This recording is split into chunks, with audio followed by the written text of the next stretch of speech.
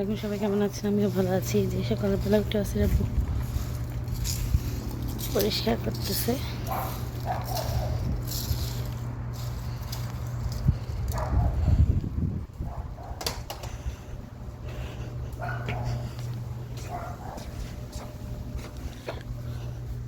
আর ওয়াসিরে চাচা বিদেশ থেকে চাচা চাচি পার্সেল পাঠিয়েছে কিছু আমাদের। এগুলো আসছে, আজকে একটা আসছে, এটা আমাদের পাশের ঘরে দিয়ে গেছিলো। এখন খুলবো একটু পরে। কাপড়গুলো ধুতে দিছি, এত ময়লা।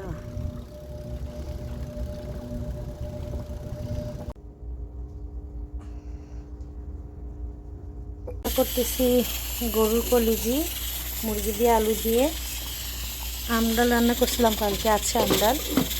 ভাজিও ছিল কালকে, করলা ভাজি করছিলাম, অল্প রয়েছে।